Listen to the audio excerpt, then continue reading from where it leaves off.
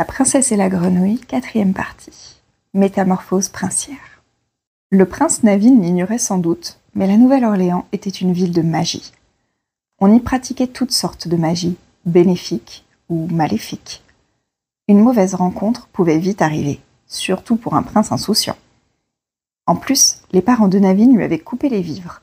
Ils voulaient qu'il apprenne à prendre ses responsabilités. Mais le prince ne s'en inquiétait pas, il ne pensait qu'à se distraire. À peine embarqué, il ôta sa couronne et se mit à chanter et à danser à travers la ville. Laurence, son valet fidèle, essayait de le raisonner. « Nous devons aller à ce bal masqué, mon prince. Vos hôtes vous attendent. J'offre d'abord une tournée générale. Sauf que vous n'avez pas de quoi payer. » Le prince refusait cependant de chercher du travail. Il lui restait une solution, épouser une jeune fille riche.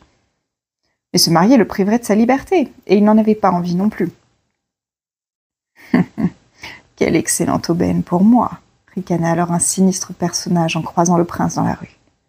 Il s'agissait du docteur Facilier, un redoutable sorcier vaudou qui ambitionnait de prendre la place du prince afin de s'emparer de sa future richesse. « Enchanté, gentleman !» s'exclama-t-il au passage de Navin. « Je me présente, docteur Facilier. Je peux tirer les cartes, lire votre avenir et réaliser vos vœux les plus chers. » Sans se méfier, Navin le suivit à son cabinet au fond d'une allée obscure. Des murmures terrifiants hantaient les lieux. Des ombres dansaient sur les murs. Le sorcier susurra.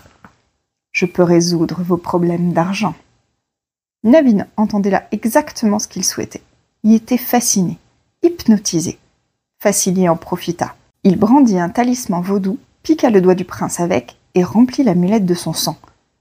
Navin se mit à rapetisser, et se métamorphosa en grenouille.